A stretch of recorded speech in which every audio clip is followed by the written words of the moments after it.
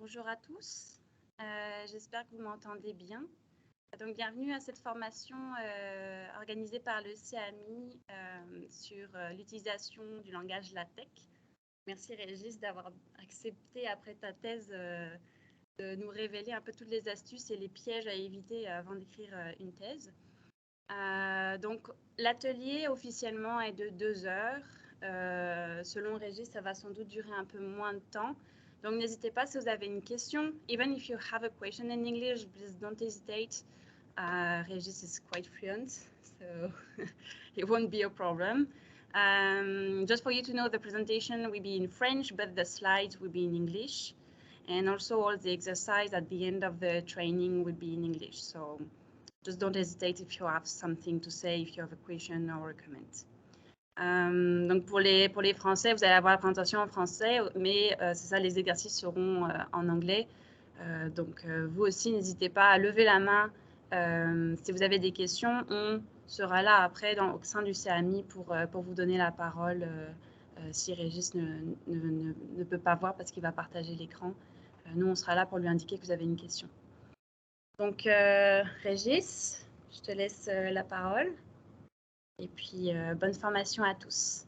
Ah oui, petit commentaire en plus.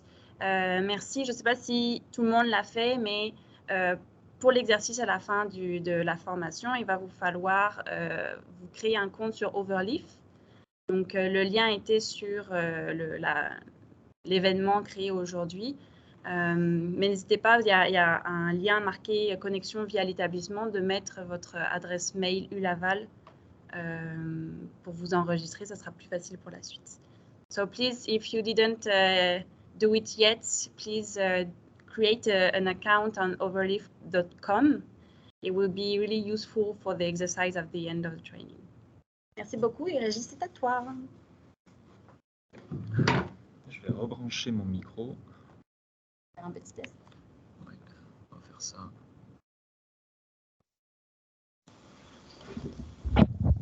J'aurai un meilleur retour. Est-ce que Nayeli, tu peux me confirmer que vous m'entendez? Oui, c'est bon. C'est bon? Parfait. Je vais augmenter un tout petit peu.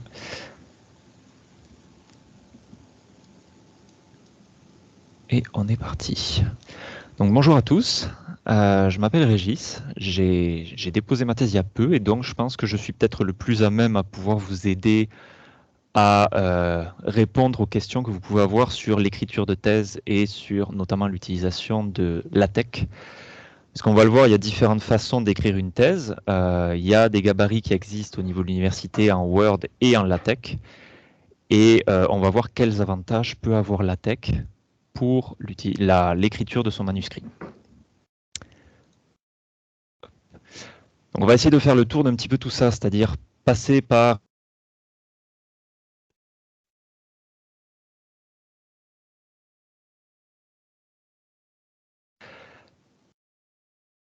il y a une micro-coupure. OK. Tout se passe bien. Merci Teams. Est-ce que tout le monde réentend? Nayeli? Est-ce que c'est bon? Oui. OK. Merci.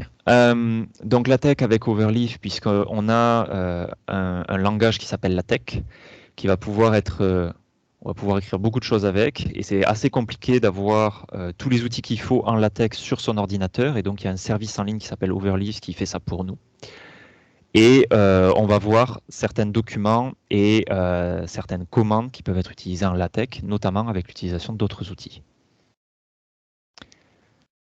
Donc tout ce qui est ce que vous devez obtenir et ce que vous devez avoir pour correspondre aux attentes de la faculté des études supérieures et postdoctorales, donc la FESP, au niveau de l'Université Laval. Et ça, je vais vous renvoyer assez rapidement sur leur documentation en ligne. Donc là, je l'ai ouverte pour faciliter la chose. Il y a énormément de choses qui sont écrites à ce niveau-là, donc que ce soit en français ou en anglais, vous pouvez switcher ici en haut. Vous allez avoir toutes les informations qui sont nécessaires pour préparer votre document et le soumettre à la faculté. Ça, c'est quelque chose qui est mis à jour assez régulièrement. Donc, pour l'instant, je vais vous présenter les règles qui sont actuelles, qui sont celles qui sont en cours. Mais si vous soutenez ou si vous envoyez votre document, votre manuscrit, que ce soit un manuscrit de thèse ou un manuscrit de maîtrise, dans les 6 mois à 1 an, probablement que les règles auront bougé. Donc, ne prenez pas cette présentation comme argent comptant et référez-vous toujours à ce site-là. Donc, ce site-là est important et contient toutes les règles que vous devez avoir, les outils qu'on va voir aussi ici. Vous allez avoir des outils, notamment les templates, les gabarits qui peuvent être utilisés par l'Université Laval. Donc déjà, vous allez voir qu'il y a plusieurs templates en fonction si vous utilisez Microsoft et les niveaux auxquels vous soutenez. Ou en LaTeX, en fait, c'est un seul document. Et on va voir que ça, c'est déjà un premier avantage. C'est quel que soit le niveau auquel vous postulez, eh bien, vous allez avoir un seul gabarit pour LaTeX.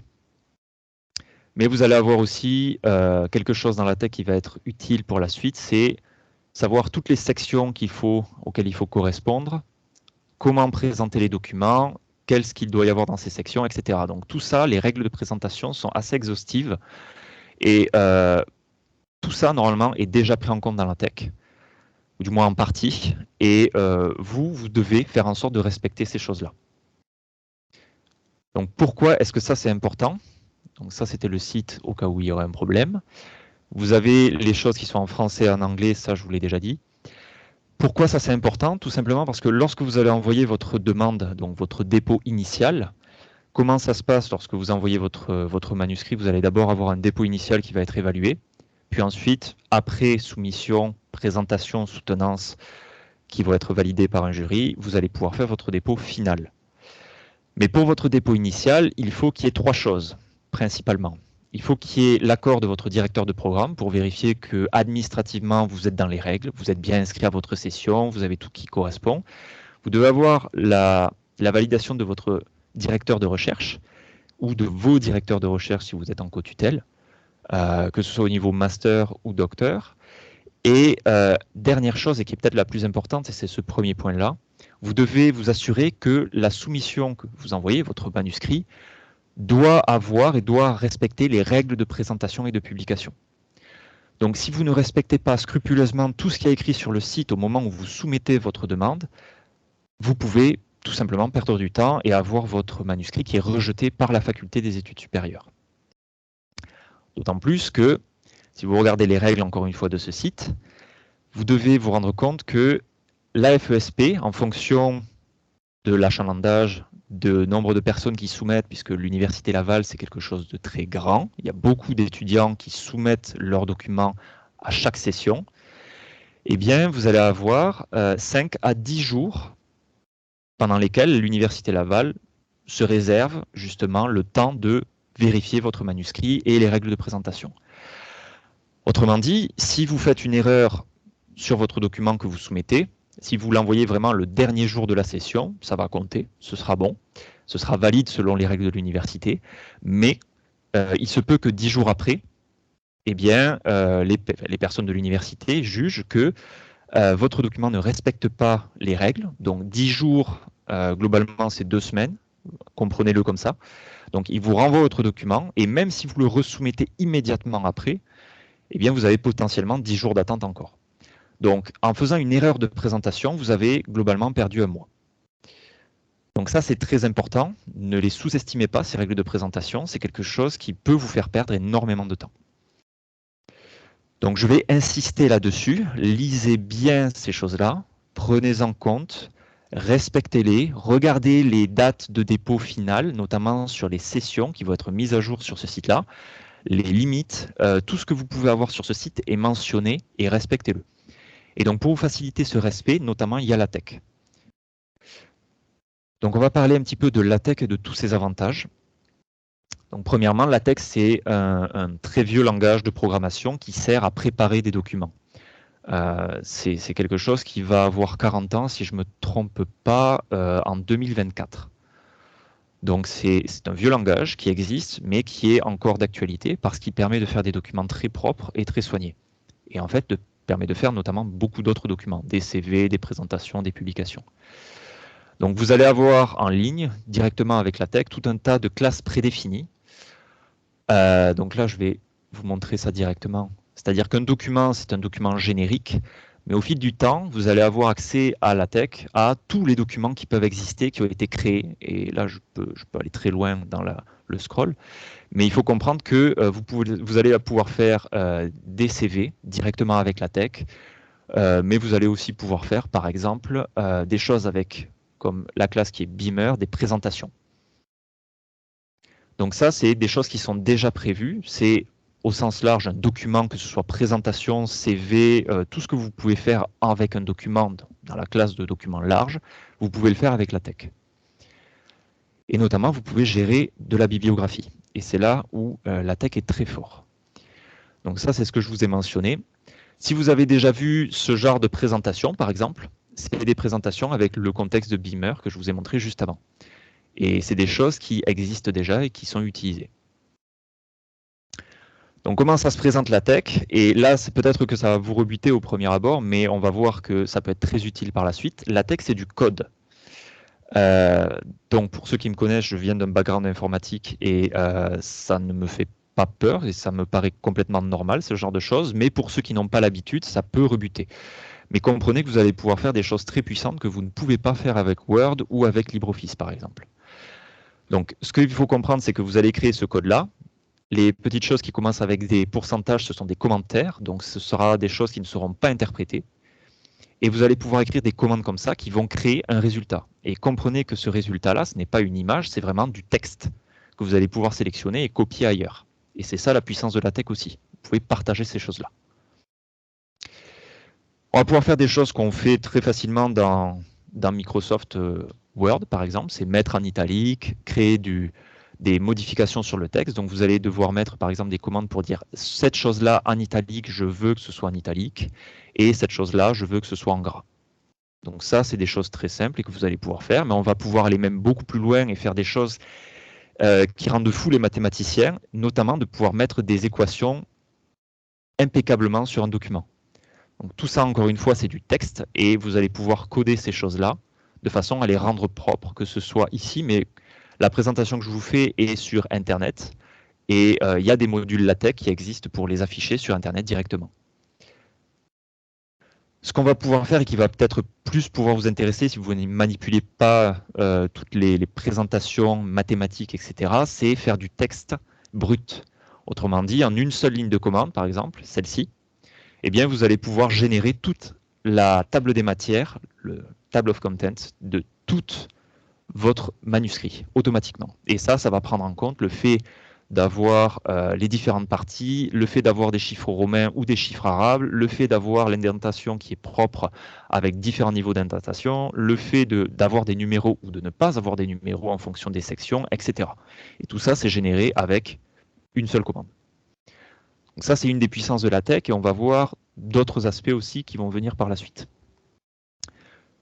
Comme je l'ai mentionné, vous avez des gabarits qui existent déjà au niveau de l'Université Laval, donc vous pouvez très facilement prendre ce gabarit et le mettre dans un document et ça va correspondre à l'attente de l'université en termes de présentation, mais vous allez quand même devoir faire attention à certaines choses.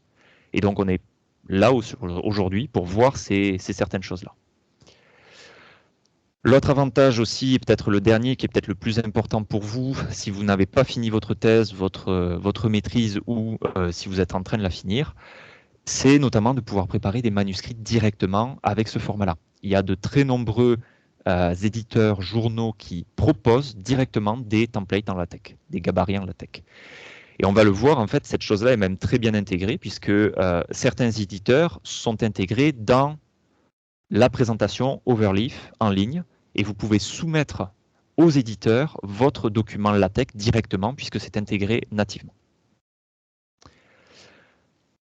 Donc, lorsqu'on veut travailler avec LaTeX, avec l'Overleaf, globalement, qu'est-ce que c'est Overleaf? C'est quelque chose qui propose, comme je vous l'ai dit, beaucoup de templates, beaucoup de gabarits qui existent déjà. Il y en a de très grandes sortes, mais vu qu'on travaille sur des documents, vous allez pouvoir travailler sur de très nombreux aspects, que ce soit des journaux académiques, mais aussi de la bibliographie, des bouquins, des résumés, des lettres, etc. Donc tout ce que vous pouvez écrire et ce que vous pouvez présenter est faisable en LaTeX. Alors ça, je vais y venir après, mais peut-être qu'on va vous montrer directement ce à quoi ça ressemble. Donc, Overleaf, c'est quelque chose qui permet de faire de nombreuses choses. Comme je vous l'ai dit, là, je suis sur mon compte en ligne. Il y a de très nombreux aspects et vous pouvez chercher tous les aspects qui vous intéressent, notamment les thèses, les rapports, etc. et les présentations. Si vous cherchez par exemple des journaux académiques, il y en a déjà beaucoup qui présentent leur propre template en LaTeX. Et donc vous allez pouvoir prendre ces templates et les modifier pour correspondre à votre recherche et à présenter votre recherche directement en ligne. Si je cherche par exemple Nature, voilà, on a différents tags, on peut aller sélectionner ce template-là. On a un template qui est présenté comme ça. Vous allez pouvoir ouvrir ça sous forme de template. Et en temps réel, vous allez pouvoir voir, voilà, l'éditeur LaTeX qui présente le PDF généré à la suite de ce code-là. On va rentrer dans ce code-là un petit peu après, mais ça vous permet de voir directement les liens formatés au bon format, présentés comme il faut, etc. Ce qui est intéressant, c'est de voir que ici vous avez le journal qui s'est intégré à Overleaf, à LaTeX, et vous allez directement, par exemple, pouvoir soumettre à votre journal une fois que vous avez fini d'écrire. Donc ça vous simplifie les procédures si jamais le journal permet de faire ces choses-là. Hop. On va pas partir là-dessus de suite. Hop. Et voilà. Donc je vous ai montré en tout cas très rapidement l'éditeur, comment ça se présente. Donc vous allez avoir sur le côté gauche ici tous vos documents. Alors ça va être avec des extensions que vous avez probablement jamais vues si vous avez jamais manipulé LaTeX. C'est des fichiers en .tex. Et oui, je dis LaTeX, puisqu'en fait il y a un X, on devrait dire LaTeX, mais en fait ça se prononce LaTeX. Donc les fichiers .tex, ce sont les fichiers qui contiennent votre code de document. Donc comme vous pouvez le voir ici, entre les balises, vous allez avoir des choses qui vont être référencées ici. Là, ce sont vos documents, que ce soit des images, des points bib qui vont être votre bibliographie, des points classe qui vont faire correspondre au format, par exemple, que l'Université Laval veut vous faire, et tout un tas d'autres documents que vous n'avez probablement jamais manipulés. Mais retenez au moins ces points tex qui vont être vos documents que vous allez manipuler, et les points bib qui sont les documents de bibliographie que vous allez intégrer. Vous allez avoir ici tout ce qui est outline, c'est-à-dire vous baladez dans votre document en fonction des sections, sous-sections et peut-être sections de 3e niveau, etc. Donc par exemple, vous avez ici la section introduction qui est présente ici, et vous allez avoir les autres sections qui sont un peu plus loin dans le document et qu'on va voir un petit peu après.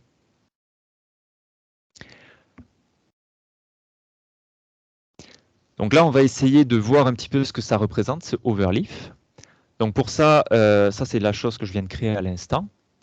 Mais vous allez pouvoir ouvrir un nouveau projet. Donc il va y avoir différentes choses qui sont les différents formats. On va juste ouvrir un projet blanc, on va appeler test très simplement. Et ce que je vous propose, c'est de le faire avec moi.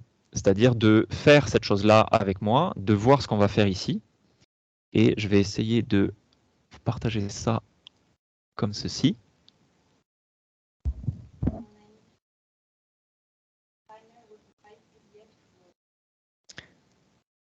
Ok, je vais essayer de répondre aux questions qu'on me pose. On me mentionne qu'il y a une question. Alors, il y a des façons, ok. There is some specific things you can do with LaTeX, but I don't think you can actually convert that to Word. You can actually use some other tools like Pandoc. I know that for you. That can convert a lot of formats, including LaTeX and PDF, to other formats. So Word including. But for now, we are just focusing on LaTeX. And LaTeX, I don't think with LaTeX you can convert it directly to Word. Okay, thank you.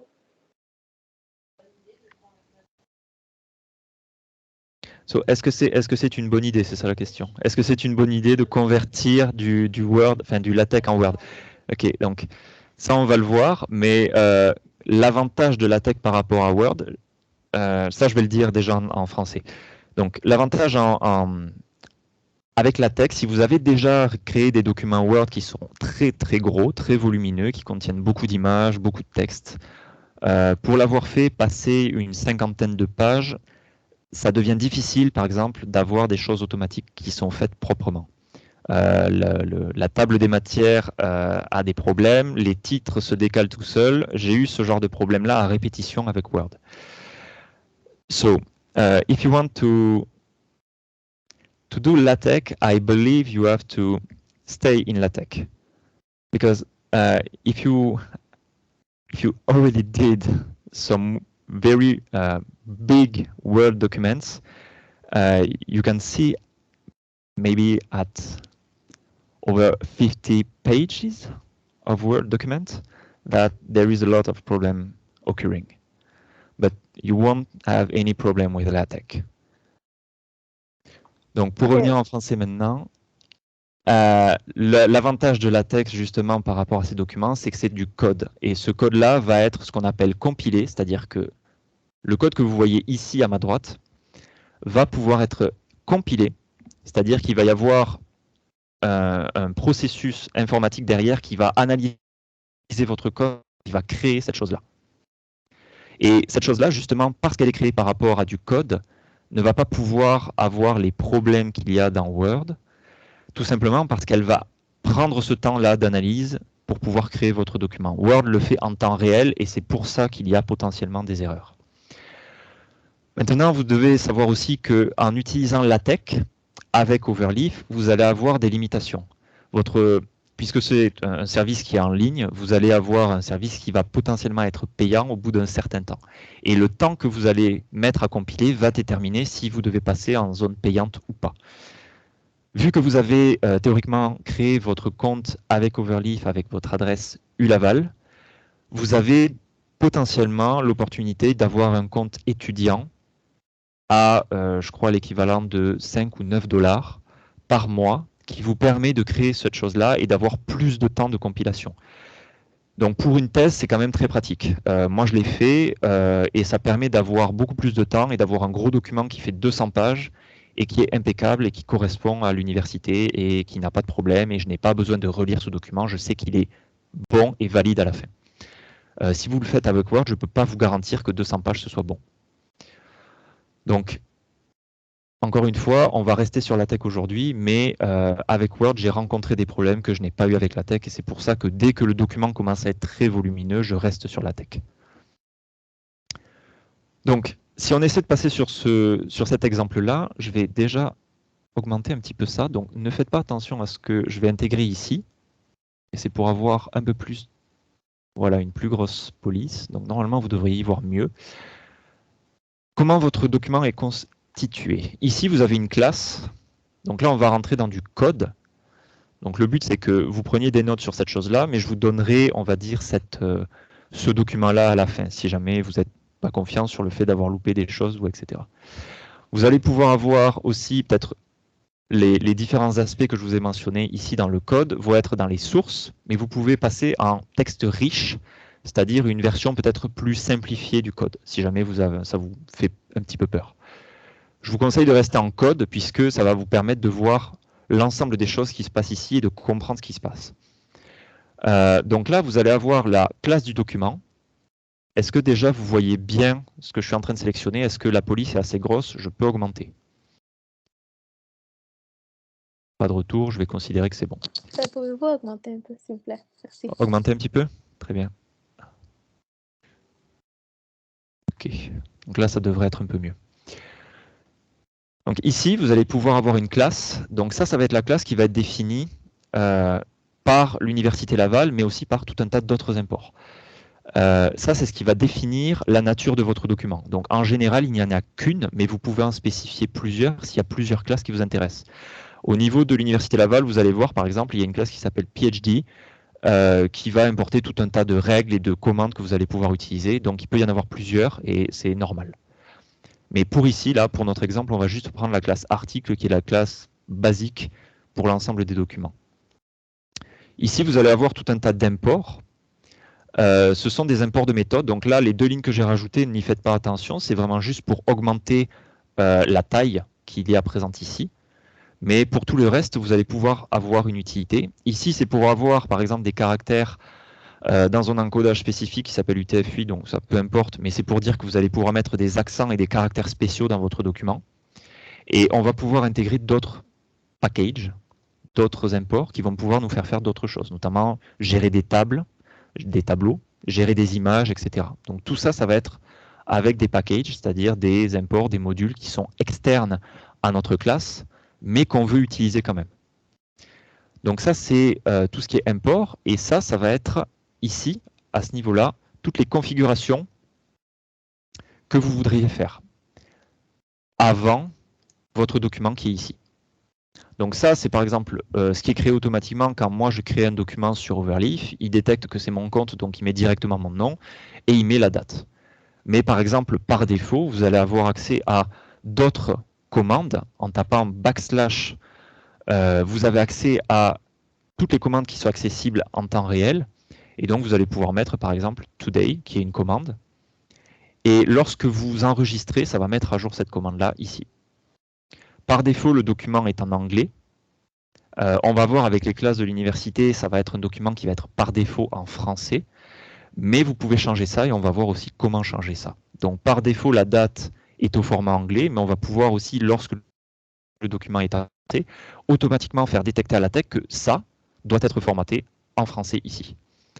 Et ça, vous n'avez plus besoin de vous en soucier avec la classe de l'Université Laval. Donc ici, c'est votre document, et tout ce qu'il va y avoir ici va refléter ce que vous allez voir dans votre document. Donc c'est un document, LaTeX est un langage qu'on appelle balisé, c'est-à-dire qu'il y a un début et il y a une fin. Donc lorsque vous dites begin document, ça va commencer ce document, et il s'attend à ce que vous finissiez votre document à un moment donné. Et vous allez voir, on va utiliser plusieurs balises qui vont être à la fois ouvrantes et fermantes, mais des balises qu'on appelle auto-fermantes, qui sont des balises simples, qui vous permettent de faire une commande à la fois. Donc par exemple, il y a makeTitle, qui est une commande par défaut qui est référencée dans article, dans la classe article, et qui va vous permettre d'afficher cette chose-là. Et donc par défaut, si vous enlevez ici, par exemple, une configuration qui est mon nom, si j'enlève mon nom ici, et que j'enregistre ce document, le makeTitle est toujours disponible, c'est juste qu'il n'y aura plus de nom dans mon makeTitle. Donc ça vous permet en fait d'avoir des commandes pré-réglées, et donc tous les packages qu'on va utiliser vont ajouter des commandes que vous allez pouvoir voir ensuite à disposition pour créer des choses plus simples. Donc, oui, alors, vu que je suis sur plusieurs documents, je ne vois pas les questions, mais je me fais mentionner qu'il y a une question. J'ai un message d'erreur PDF, rendering error à la place dans la zone de sécurité.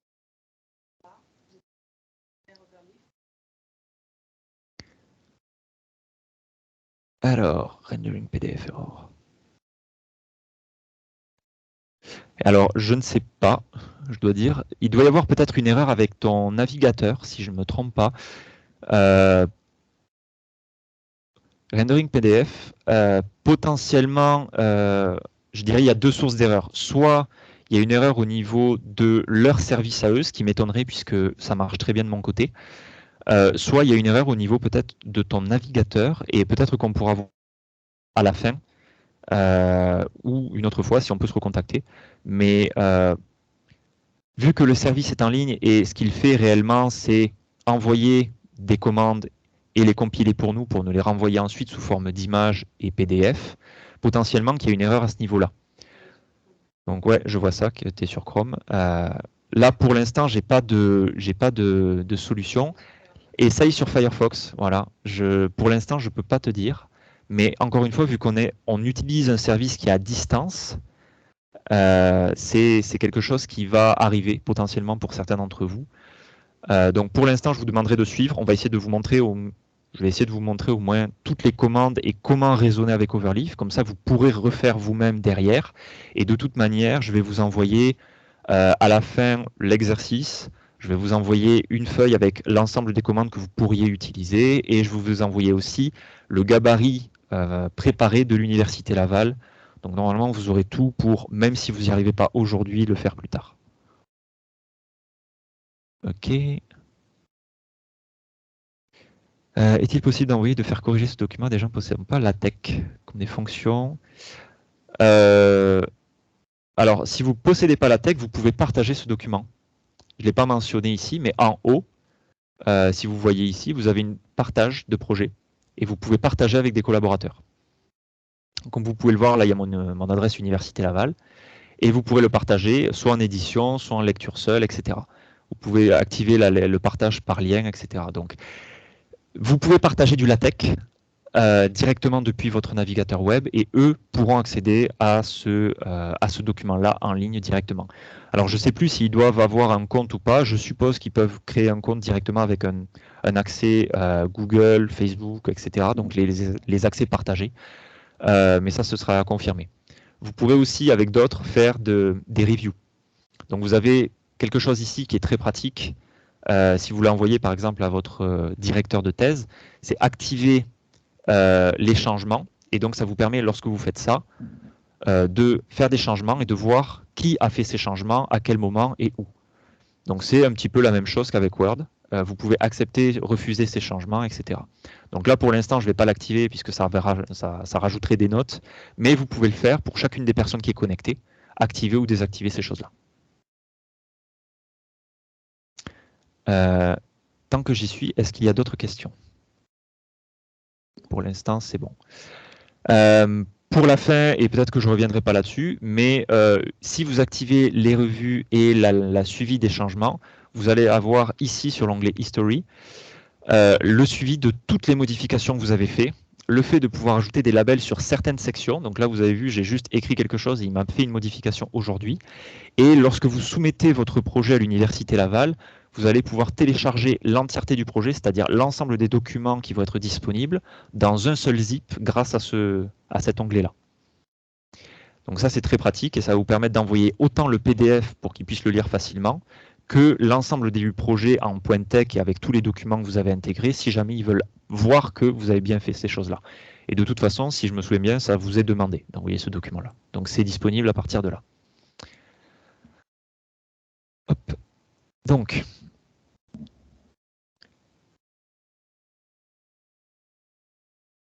on va revenir au reste de la présentation. Donc à partir de là, donc, vous avez votre document qui va avoir différentes commandes. Et on va pouvoir, par exemple, rajouter ce qu'on appelle des sections. Donc des sections, c'est comme la section introduction, comme vous le voyez ici. Ça permet de rajouter d'autres choses. Quand vous, alors il y a un raccourci clavier que je vais utiliser beaucoup et que vous devriez utiliser pour la suite, c'est CTRL-S sur votre clavier, qui va vous permettre d'enregistrer et de compiler automatiquement au lieu de cliquer ici. Donc eux, ils vous disent CTRL-Entrée. Ça marche aussi lorsque vous êtes dans l'éditeur avec CTRL-S. Et ça va compiler automatiquement et vous mettre à jour votre document. Donc lorsque vous créez des nouvelles sections, ça va vous créer des sections de niveau 1, mais vous pouvez rajouter d'autres sections. Si vous voulez envoyer ces sections-là, par exemple sur une nouvelle page, vous avez une commande qui s'appelle New Page et qu'on va pouvoir utiliser par exemple sur une autre section encore. Et lorsque vous enregistrez ces changements, vous allez pouvoir voir directement qu'il y a eu un saut de page et ça envoie la section sur les pages suivantes. Donc j'ai créé une New Page pour la section 1, juste avant la section 2 et New Page juste avant la section 3. Donc ça m'a créé 3 nouvelles pages. À partir de là, je vais mettre quelques commentaires pour s'y retrouver plus rapidement. Donc on va avoir cette section introduction ici. Donc les commentaires, c'est une ligne qui commence avec un pourcentage et derrière vous pouvez écrire ce que vous voulez, c'est pour vous. Et ce ne sera pas interprété. Donc si vous enregistrez ça, ce ne sera pas visible. Ce sera juste visible au niveau du code, pas au niveau de l'interprétation qui est derrière. Vous pouvez avoir ce qu'on appelle aussi d'autres niveaux, des sous-sections. Donc très simplement, vous allez tout simplement appeler ça subsection. Et ça va vous créer d'autres niveaux au niveau de la section ici. Et ça va vous indenter directement le fait de dire on est bien dans une sous-section de la section 1 et donc on est bien en section 1.1. Donc tout ça, encore une fois, avec la classe de l'Université Laval, c'est géré et vous n'aurez pas à gérer justement les sous-sections, vous aurez juste à dire je veux une sous-section. Et ça le fera pour vous. Donc ne vous souciez pas des liens ou du moins des titres que j'ai mis dans les sections, c'est pour la suite de cette présentation. L'avantage de ça, c'est que avec différentes commandes et notamment des commandes qui vont être fournies par l'Université Laval, ici je vais le faire avec la classe qui est article. mais potentiellement, avec d'autres classes, vous auriez d'autres noms de ces commandes. Vous allez pouvoir utiliser, par exemple, Table of Contents au tout début de votre document. Et lorsque vous utilisez cette commande-là, ça va vous créer automatiquement votre table. Donc là, je l'ai mis avant le titre, donc ça a décalé le titre à après, comme vous pouvez le voir. Donc là, ce qu'il faut faire, c'est respecter l'ordre et le mettre après le titre. Et ce que ça permet de faire, c'est de dire, il y a mon titre, et juste après, il y a la table de contenu avec l'introduction. Question.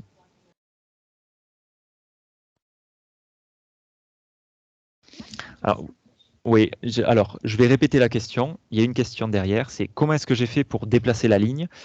Ce sont les raccourcis clavier dont je vous parlais. J'ai l'habitude de les utiliser, je le fais un peu naturellement. Quand vous appuyez sur Alt de votre clavier, ça vous permet de déplacer une ligne.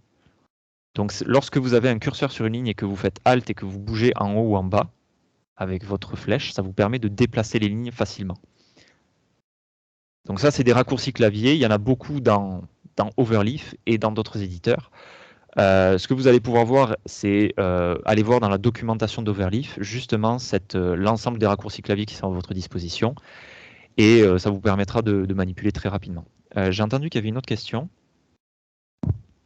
Oui, en fait, je me demandais comment on faisait pour faire back. Pour faire back. Si on a effacé quelque chose puis qu'on veut le revoir. Ok, ça c'est comme tous les autres éditeurs, y compris dans Word, vous pouvez le faire. C'est-à-dire que lorsque vous supprimez quelque chose, on va dire j'écris quelque chose qui est très intéressant et je le supprime par erreur, si vous faites CTRL-Z, ça va vous le ramener. CTRL-Z, c'est annuler la commande précédente. Donc tout ce que vous avez écrit, ça va le remettre. Donc si je fais encore CTRL-Z, encore, on peut remonter en fait toutes les commandes que j'ai faites avant, notamment le fait de déplacer des lignes. D'accord? Donc il y a CTRL-Z si vous voulez enlever des choses. Alors là, je vous le mets parce que vous ne pouvez pas le voir. Mais par exemple, j'écris quelque chose, j'ai un mot qui saute par exemple dans ma phrase, ici. Je vais faire sauter ce mot. J'ai eu un problème, j'ai fait un CTRL-Z, je ne voulais pas faire ce CTRL-Z. Vous pouvez faire aussi CTRL-Y. Pardon, est-ce que je suis... Oups, petite erreur. CTRL-Y, normalement, ça vous ramène ce document-là. Donc là, j'ai un clavier qui est passé en français, donc ça doit pas être le même raccourci. Mais si vous faites CTRL-Y, ça doit ramener le mot qui a été supprimé.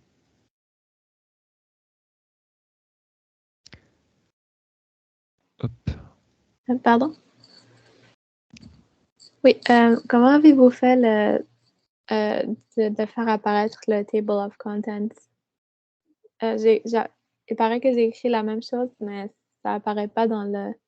Ah, ok, peut-être je dois cliquer sur Compile, Recompile. Oui, c'est ça. Il faut, à chaque fois que vous écrivez quelque chose, là on est dans un langage, lorsque vous avez l'habitude de Word, Word va faire cette démarche pour vous. C'est-à-dire que lorsque vous écrivez quelque chose, au fur et à mesure que vous écrivez, il va vous montrer ce que vous écrivez et à quoi ressemble votre document. En réalité, derrière, il y a tout un processus qui crée cette chose-là. Là, LaTeX, c'est un très très vieux langage qui n'a pas cette interface-là, qui ne vous permet pas de faire ça. Donc, lorsque vous écrivez quelque chose, il ne va pas montrer directement ce que vous avez écrit. Donc, c'est pour ça que je vous disais, enregistrer, so save the document, vous faites un CTRL-S sur votre clavier, ou vous cliquez sur cette icône ici verte, ça va recompiler votre document et ça va vous afficher vos changements. Et Donc, où est-ce que ça va être sauvegardé, pardon? Automatiquement? Oui, ça va être sauvegardé. C'est-à-dire que là, si vous avez sauvegardé votre document ici, là, je reviens à mes projets. Donc là, c'est l'ensemble de mes projets. Ça, c'est celui qu'on vient d'ouvrir il y a 2 minutes.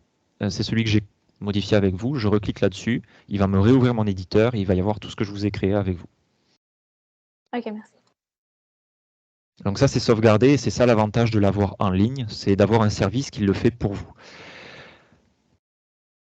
Donc à partir de là, on peut rajouter par exemple, si on veut créer d'autres choses ici, notamment le fait de pouvoir ajouter des nouvelles pages, on va pouvoir rajouter un saut de page ici pour dire je veux ma table de contenu, ma table des matières ici et le contenu après.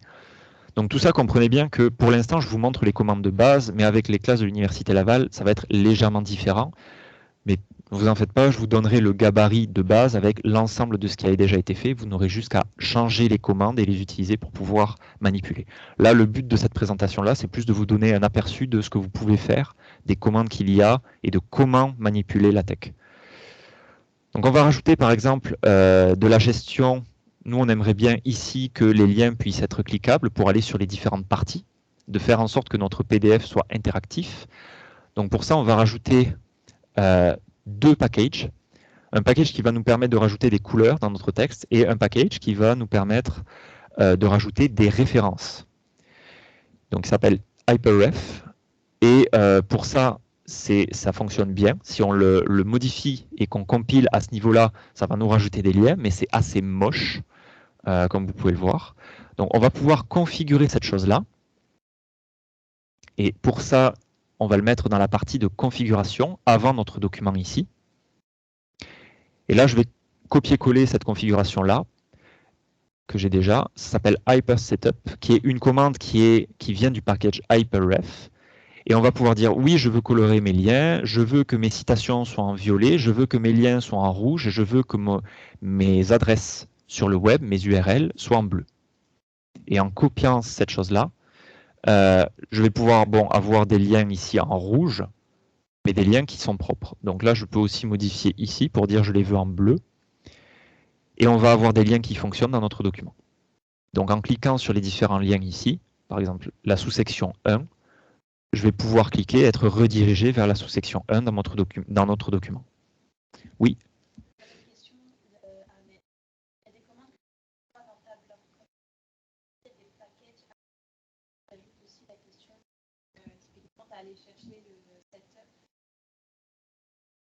Alors le setup est, je vais essayer de regrossir ça. Vous allez avoir, comme je disais, c'est un vieux langage, donc vous allez avoir des commandes pas à apprendre, mais à vous familiariser avec. Donc ces choses-là, ces packages-là ont tous des définitions et ont tous des documentations qui vont avoir accès directement depuis la tech. Mais si vous voulez vous faciliter la vie, vous pouvez aller sur la documentation en ligne d'Overleaf. Voilà, vous pouvez aller ici dans la documentation en ligne et vous allez pouvoir lire justement comment construire un projet. Et c'est un petit peu ça qu'on est en train de faire aujourd'hui. Le how-to, comment inclure des images, comment inclure les différentes paramétrisations de projets, etc. Donc tout ça, vous allez avoir dans Basics, mais vous allez avoir aussi des choses dans mathématiques, des figures, des tables, des citations, etc. Donc tout ce que je suis en train de vous expliquer, au final, c'est simplifier cette chose-là. Vous allez pouvoir explorer ça par vous-même. Il y a beaucoup de documentation. C'est assez bien écrit. Vous allez pouvoir passer. Il y a des exemples à chaque fois. Il y a des exemples de code, il y a des exemples de comment intégrer des figures, comment écrire en 12 pouces au lieu de 8, comment, etc. Donc tout ça, c'est déjà écrit. Là, ce que je vous montre, serait vraiment juste une simplification de tous ces documents-là. Donc cette chose-là, vous les avez déjà renseignés. Oui.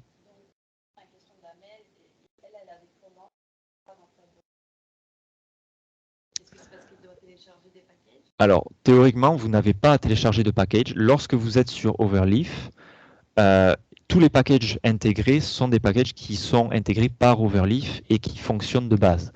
Donc, alors ces packages-là, ceux-là, en fait, les deux premiers, vous n'avez pas besoin de les avoir, c'est vraiment juste pour moi. Mais théoriquement, ceux-là, vous y avez accès. Alors, essayez de voir peut-être si vous n'avez pas manqué un R ou s'il ne manque pas une typo qui manquerait, parce que c'est assez sensible. Donc, il faut bien écrire ces choses-là de façon à ce que ça fonctionne.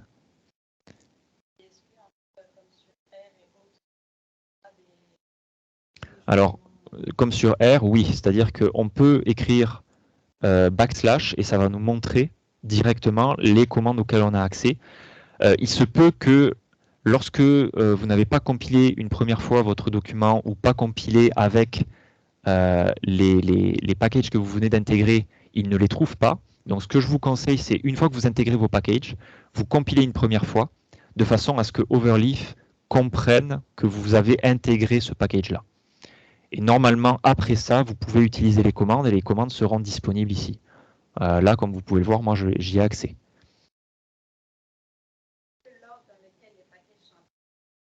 Alors oui, l'ordre dans lequel les packages sont importés sont importants, mais comme je vous le dis, là pour l'instant, essayez de respecter l'ordre qu'on va voir sur cet exemple-là, mais avec le gabarit de l'Université Laval que je vais vous envoyer, normalement l'ordre n'est pas à changer et vous aurez tout ce qu'il faut pour pouvoir manipuler l'ensemble de ce qui est fait, que ce soit à l'Université Laval ou ailleurs.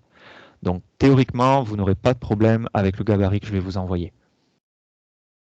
Est-ce que ça répond à tout ça? Pas de réponse, je vais considérer que oui. Donc si je reviens là-dessus, vous avez des liens qui sont disponibles avec cette configuration-là et vous allez pouvoir placer vos liens propres. Par exemple, ici, je vais placer un lien dans la section Dirty Link. Donc à ce niveau-là, dans cette section-là, je vais placer un URL qui va vers un site que j'aime bien. Et je vais placer un autre lien d'une autre manière qui va être dans un lien que j'avais appelé propre. Donc la commande URL et href sont des commandes qui viennent du package hyperref. Donc ça, c'est des choses que vous pouvez, à partir du moment où vous avez importé ça, les utiliser. URL va vous afficher l'URL telle quelle et href va vous afficher l'URL, donc comme je vous l'ai montré ici, dans un texte. Autrement dit, vous avez ici l'URL du texte que vous voulez indiquer et après le texte.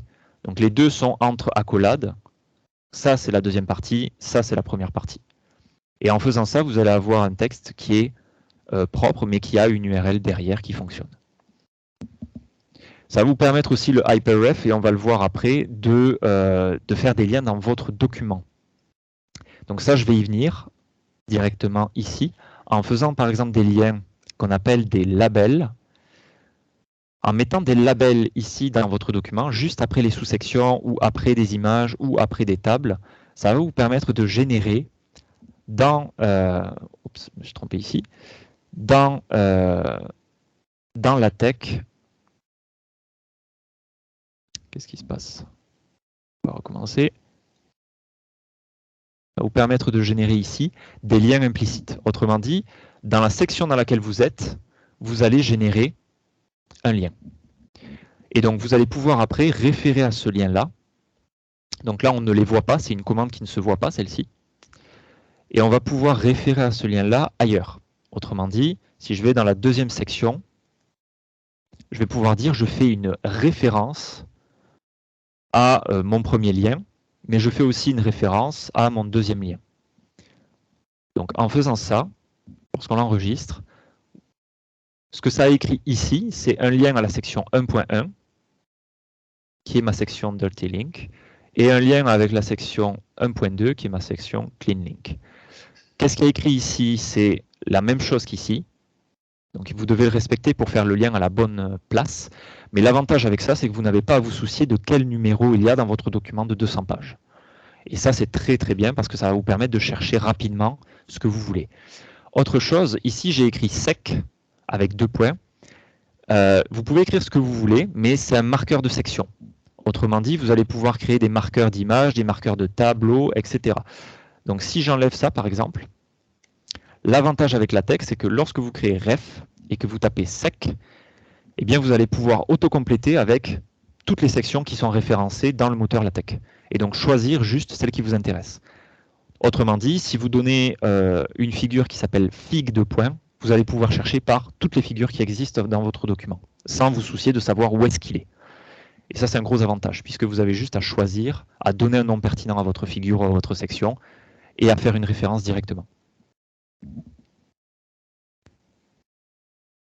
Donc, si on continue ensuite, vous allez aussi, avec ce document-là, pouvoir faire des notes de bas de page. Donc, si on le fait, par exemple, ici, je le fais à ce niveau-là. Je vais rajouter un petit texte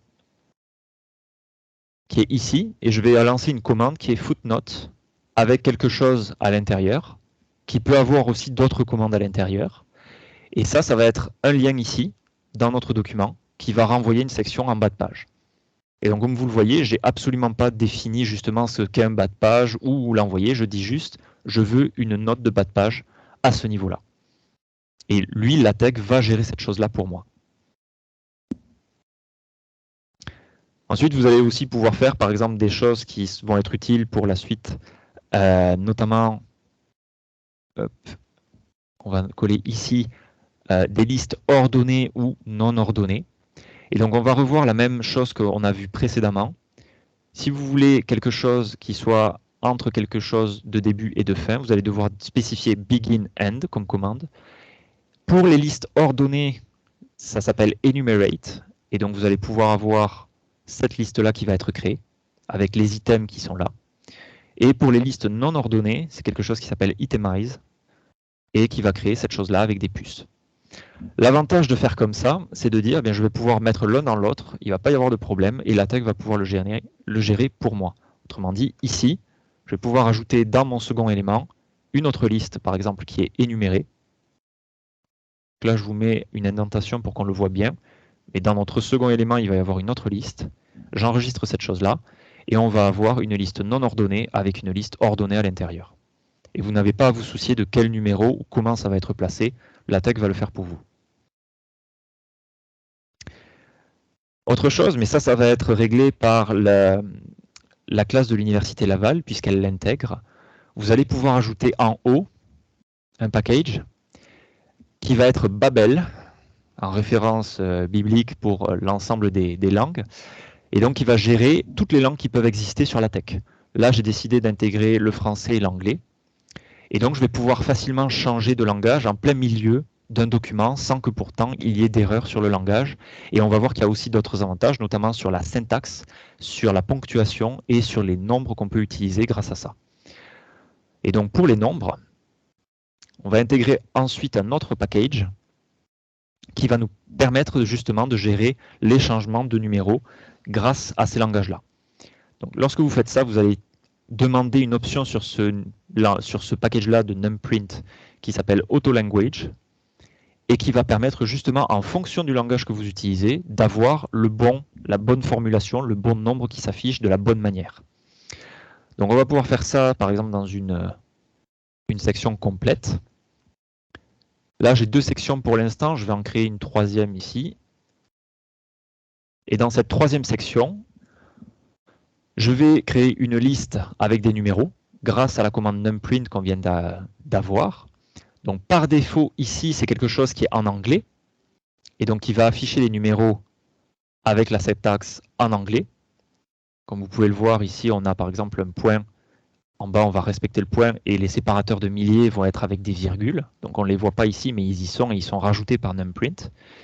Mais lorsque vous changez de langage, c'est-à-dire que vous utilisez la commande Other Language ici, en spécifiant je veux du français, eh bien, la syntaxe va changer en français, et puis vous allez avoir les numéros qui vont changer automatiquement avec des séparateurs de milliers qui vont être avec un espace et non pas avec une virgule, et des virgules qui vont être des virgules et pas des points en fonction de votre langage. Il y a une question.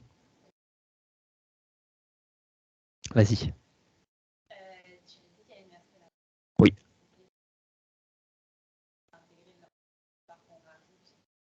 Alors, oui, il va falloir rajouter anglais, et en fait, oui. Donc, le document de l'Université Laval, par défaut, parce que c'est l'Université Laval et parce que c'est une règle de l'Université Laval, va être un document complètement en français. Et donc, vous allez devoir déjà faire une demande de pouvoir utiliser des documents en anglais. Vérifiez-le et faites la demande rapidement. Mais aussi de faire ça et de demander ici, non pas en français, mais en anglais. Et donc, c'est la logique inverse. Mais vous allez par exemple pouvoir le faire, ça facilement, qui va intégrer entre ces deux balises ici, le begin other language et end other language. Entre ces deux balises-là, vous allez pouvoir intégrer par exemple l'ensemble d'une publication que vous êtes en train de faire ou que vous avez déjà faite. Et toute cette documentation-là, ce document-là va être formaté aux règles anglaises comme il faut grâce à la tech. Donc là, il n'y a pas d'autres questions. Et donc là, on va passer à quelque chose qui va vous intéresser notamment très fortement pour la suite. Donc je vais revenir ici. Il y a différentes commandes qu'on avait vues. Donc là, pour faire le tour de ce qu'on a déjà vu, on a des commandes de ligne qui vont, par exemple, comme section, appliquer sur une section et garder ça pour la suite. Ou, en général, pour la tech, il y a ce qu'on appelle des langages de balisage. Autrement dit, il y a un début et il y a une fin. Donc ça, c'est ce qu'il faut que vous gardiez en tête. Il y a la gestion de d'autres langages, comme on a vu. Donc, pour ce qui est avec l'Université Laval, et ça répond notamment à la question qui est arrivée, le document va être principalement en français et lorsque vous appliquez les règles en français, ça va bien suivre. Lorsque vous voulez changer, vous allez devoir appliquer cette règle-là entre balises et ça va vous afficher le bon numéro aussi. Ça fonctionne sous forme, et ça je ne l'ai pas dit, mais ça fonctionne sous forme d'inclusion. Autrement dit, on l'a vu avec les listes numérotées et non numérotées, mais lorsque vous commencez quelque chose, on s'attend, ou du moins LaTeX s'attend, à ce que vous le fermiez ensuite. Donc vous allez devoir le faire de cette manière-là, c'est-à-dire ouvrir A, ouvrir B, fermer d'abord B et fermer après A. Si vous le faites de l'autre manière, il va y avoir une erreur, parce qu'il s'attend juste après B à avoir B qui soit terminé avant A. Donc ça, il faudra que vous y fassiez attention. On l'a vu pour les nombres, ça s'applique. Ça va gérer automatiquement les nombres. Donc si vous faites plusieurs listes d'énumération de nombres, eh bien ça va gérer l'énumération de différentes manières, soit avec des numéros, soit avec des lettres. Et ça, c'est géré pour vous. Pour faire le tour, un document, ça a une classe. Il peut y en avoir une ou plusieurs. Il va y avoir différents packages que vous allez utiliser, et on va en voir d'autres. Et il va y avoir des configurations avant le document qui va inclure le code que vous voulez et qui veut transparaître pour le document final. Donc il y a beaucoup de commandes. Chaque package que vous pouvez utiliser va avoir une documentation et a potentiellement chaque package a des commandes associées. Donc si vous cherchez quelque chose sur Internet à faire avec LaTeX, il y a déjà probablement un package qui existe avec des commandes qui sont spécifiques et que vous allez pouvoir utiliser. Mais pour, on va dire, 95%, 99% de ce que vous allez faire à l'Université Laval, le gabarit que je vais vous fournir et ce que l'Université Laval vous fournit va correspondre à ce que je vous présente aujourd'hui. Donc vous n'aurez pas normalement à faire autre chose que ça. Ce qu'on va voir par la suite, c'est des choses peut-être un petit peu plus complexes qui vont appeler d'autres outils, notamment des outils de citation, puisque ça c'est important en recherche, des outils qui vont permettre d'inclure des tables, des tableaux et des figures, c'est-à-dire des images. Donc on va, là je vous réfère à la documentation, donc allez sur cette documentation si jamais vous avez une question un peu plus précise ou qu'on n'aurait pas vu aujourd'hui, parce qu'il y a probablement déjà une réponse dans cette documentation, et si votre question n'est pas répondue, posez simplement la question sur un navigateur de recherche. Il y a des forums entiers, puisque c'est un vieux langage, c'est un langage qui a quasiment 40 ans, donc il y a des forums entiers, il y a des questions encore actuelles qui reviennent et qui sont probablement déjà répondues sur le net. Donc on va voir aussi autre chose maintenant, notamment d'autres outils, des outils de citation, d'inclusion de tableaux et d'images. Donc on va commencer avec les tableaux. Il y a un outil très pratique, et là je vous conseille de vous le marquer quelque part, qui s'appelle Table Generator. Et donc lorsque vous allez sur cet outil-là, ça va vous permettre de générer des tables, tout simplement, avec un petit éditeur ici. Donc vous allez pouvoir changer cet éditeur-là, c'est quelque chose des graphiques, et qui va vous permettre de générer du code directement en LaTeX pour faire vos tables. Vous allez pouvoir faire tout ce que vous connaissez en Word, par exemple, pour l'ajout de tables ou en Excel.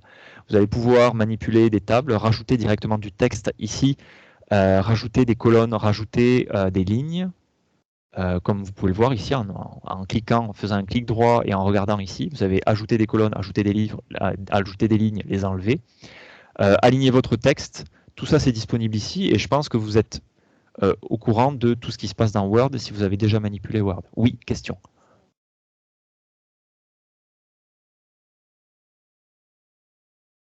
Oui, on peut l'exporter et c'est ça l'avantage.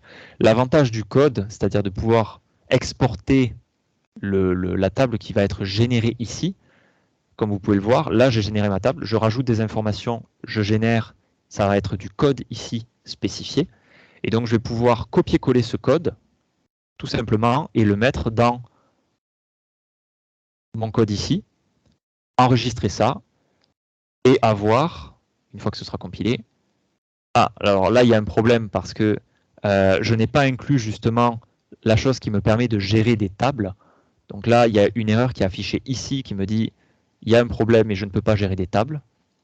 Ce qu'on va faire avant tout, et c'est spécifié ici, c'est très bien fait ce petit site-là, c'est de pouvoir dire justement qu'est-ce qu'il vous faut comme élément si vous voulez par exemple rajouter des couleurs ou rajouter d'autres éléments, par exemple comme des lignes dans votre tableau, rajouter comment on appelle ça, des séparateurs, rajouter des couleurs, on va pouvoir le faire rapidement.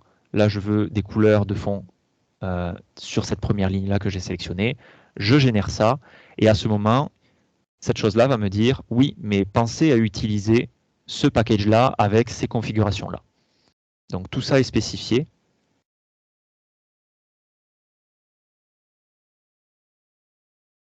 Oui. Alors, si vous avez déjà un tableau, je ne pense pas qu'il puisse l'exporter. Peut-être qu'il y aura d'autres outils qui pourront le faire. Cet outil-là permet de créer des tables. Cet outil-là permet de créer des tables. Ça ne permet pas de prendre, par exemple, un outil que vous auriez, une table que vous auriez, par exemple, en Excel, et de la poser ici, et ça fonctionne. Ça ne marchera pas. Probablement, il va falloir que vous utilisiez cet outil pour recréer votre table directement depuis ici, mais ça va vous créer cette table proprement avec le code qu'il faut, et vous allez pouvoir utiliser de nombreuses options ici, faire des options en rajoutant des légendes, des captions en bas ou en haut de votre table, centrer la table, la mettre à l'échelle. Si jamais votre table est trop grande, la passer en mode paysage au lieu de portrait dans votre module, etc. Donc ce qui nous permet ici de dire, je dois avoir un autre module qui est celui-là. Je vais peut-être le prendre comme ceci. Et je vais le rajouter à mon test, mais en haut, dans les imports. Je vais le mettre ici. Et donc, si rien n'est oublié, alors potentiellement qu'il faudrait une table. Je vais juste regarder. Il doit me manquer un petit élément, parce que la table n'apparaît pas, à moins qu'elle soit en bas. Hop. Donc lorsque vous cliquez ici, lorsqu'il y a un problème, vous allez le voir, il y a un petit marqueur jaune ou rouge. Jaune, ça veut dire que vous pouvez compiler, mais qu'il y aura probablement des petits soucis. Rouge, ça ne compilera pas. C'est-à-dire que vous ne verrez pas votre document ici. Donc là, il me dit qu'il y a un problème parce qu'il ne connaît pas, par exemple, certaines choses, notamment figure. Donc là, je vais regarder rapidement dans un autre document, parce que j'ai dû oublier quelque chose. Hop. Donc je vais prendre le gabarit de test que je vous donnerai la prochaine fois. Il y a beaucoup de choses dedans, mais ça nous permet d'avoir une idée de qu'est-ce que j'ai pu oublier.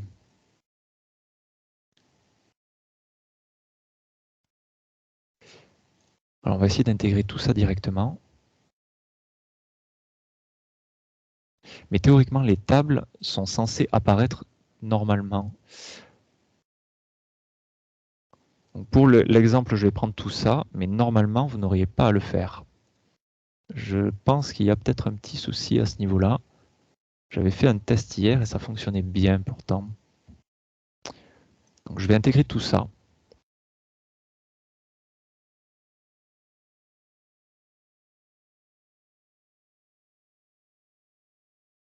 Ok, très bien. Donc il y a un petit souci à ce niveau-là. Je vais rajouter certaines choses dont vous n'avez pas à vous soucier normalement.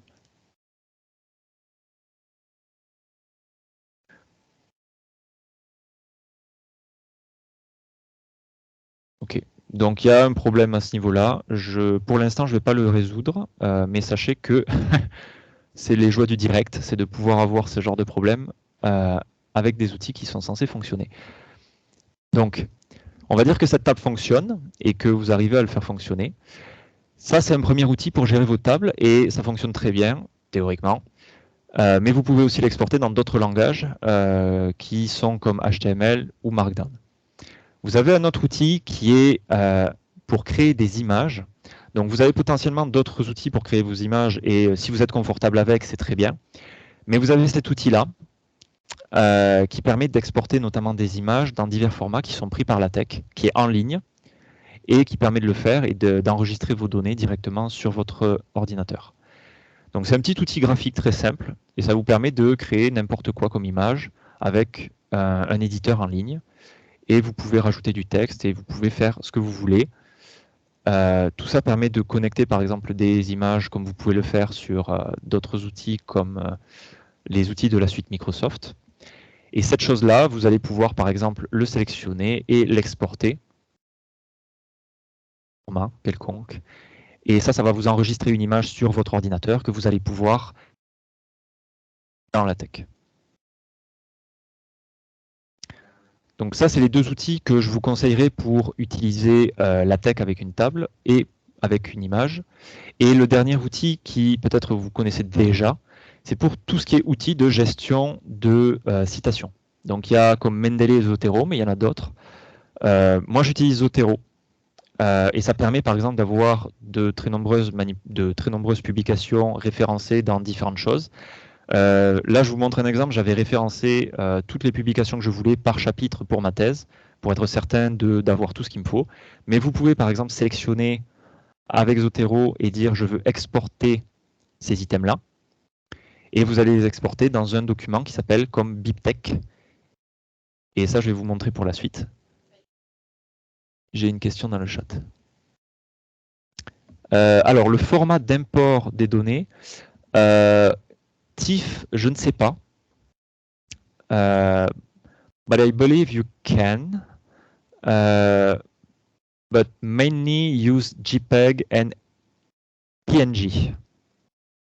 Donc, I will describe it.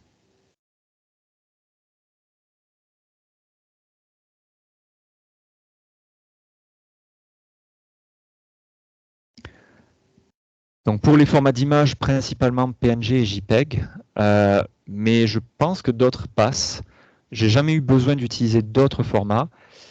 PNG, l'avantage, c'est qu'il gère la transparence. Donc si vous avez des images qui sont transparentes sur le fond et qui veulent juste montrer certaines choses, ça va très bien s'intégrer. PNG manage the transparent background in those images. So mainly you want to use that.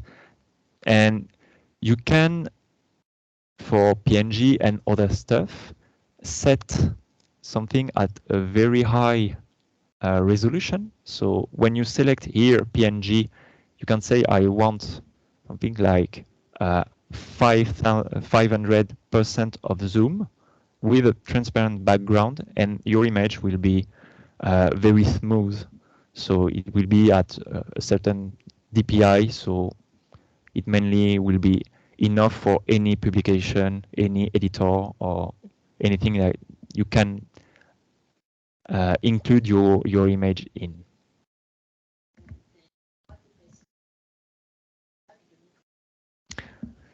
Ok, pour des images de microscopie, eh bien je ne sais pas. Il faudra regarder, je n'ai jamais eu besoin d'intégrer des images de microscopie. Je pense que vous pourrez soit intégrer du TIFF, puisque c'est comme je vous ai dit, LaTeX c'est un vieux langage, et probablement qu'il existe soit un package pour faire ça, soit c'est directement inclus. Mais la plupart du temps, il y a des choses qui existent en LaTeX et qui permettent de faire ça. Au pire des cas, vous avez, si je cherche par exemple des transformateurs de format, eh bien vous avez des convertisseurs de format en ligne qui vous permettent de faire ça. Donc je pense que vous pouvez aussi assez confortablement envoyer vos images, faire en sorte qu'elles soient transformées à un niveau de précision sur vos pixels qui soit assez fort, de façon à pouvoir faire ça directement avec une autre image si jamais ça ne marche pas avec TIFF. Donc ça, c'était pour la parenthèse. Donc on en revient aux outils de gestion. Ici, vous allez avoir, par exemple, l'ensemble de vos références qui vous intéressent pour votre document. Vous allez pouvoir les exporter. Et avec Zotero, c'est très facile. Vous pouvez dire quel format vous voulez. Il y en a beaucoup de formats d'export de bibliographie.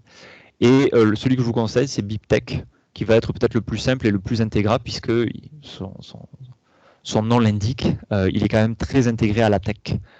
Et donc, vous pouvez exporter les documents soit de l'ensemble d'un fichier, d'un répertoire, soit seulement ceux que vous avez sélectionnés. Vous allez pouvoir les exporter, par exemple, dans un fichier qu'on va appeler un point .bib, bibliographie. Donc moi, je vais remplacer celui-là pour l'exemple. Et une fois que vous êtes dans votre fichier ici, dans votre projet, vous allez pouvoir importer ces choses-là, notamment le projet, le texte bibliographique que j'ai envoyé ici. Ça va être inclus ici à votre document et vous allez pouvoir l'utiliser. Donc l'avantage, vous allez pouvoir utiliser des classes qui s'appellent notamment des commandes qui s'appellent cite et qui vous permettent justement de directement citer les éléments qu'il y a dans ce fichier de bibliographie. Donc vous allez pouvoir aller chercher dans votre élément de bibliographie. Comme vous pouvez le voir là, ça a été exporté sous ce format-là. Donc ça, c'est un article en .bib. Et ce qui va vous intéresser, c'est de prendre la référence qui est ici, donc l'identifiant de cet article-là, et pouvoir l'intégrer dans votre citation. Ça va vous permettre de citer un élément. Donc là, je vais le mettre par exemple dans mon texte, en français, pourquoi pas. Il va créer une citation, mais voilà, là vous avez un problème, c'est qu'il ne sait pas ce qu'est cette citation parce qu'elle ne réfère à rien du tout. Il vous affiche une erreur aussi. Donc, il vous dit que cette citation n'a pas de correspondance au niveau de ce que lui connaît, tout simplement parce qu'on n'a pas inclus le fait que le fichier .bib devait être intégré. Donc on va devoir intégrer ça, et c'est dans les configurations, si je ne me trompe pas, où on intègre cette bibliographie en disant « je veux le fichier bibliographie », écrit en anglais, en français bien évidemment, parce que c'est le nom de ce document-là.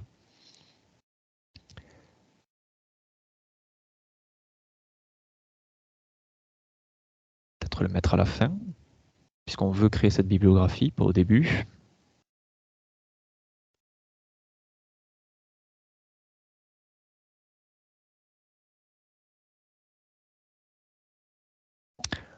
Ok, il y a l'air d'y avoir encore un souci. Overleaf ne me facilite pas les choses aujourd'hui. Donc je vais reprendre le gabarit. Théoriquement, et là c'est pour défendre un petit peu la tech, même s'il y a ces petits soucis en ce moment-là, vous n'aurez pas à gérer tous ces aspects-là que je suis en train de vous montrer, puisque le gabarit contiendra déjà toutes les bonnes références et tout ce qu'il faut. Vous n'aurez plus à gérer cette configuration-là. Vous n'aurez qu'à gérer justement l'ordre des documents que vous allez intégrer. Donc là, pour l'instant, ne regardez pas ce que je fais, j'ai envie de dire. Mais à la fin, vous aurez ce document-là qui contient l'ensemble des choses.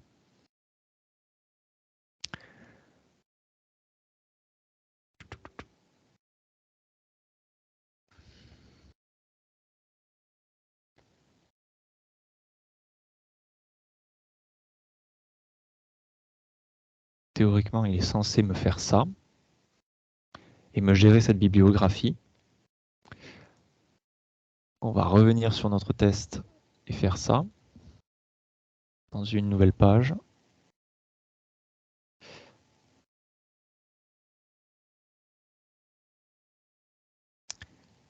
Bon, il y a manifestement un problème à ce niveau-là.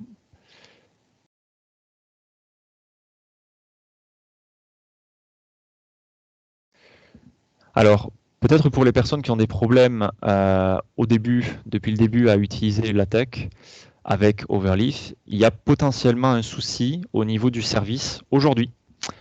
Ça tombe mal. Théoriquement, il est censé fonctionner de la bonne manière et nous mettre notre référence ici qui correspond à notre bibliographie qu'on a intégrée. Oui.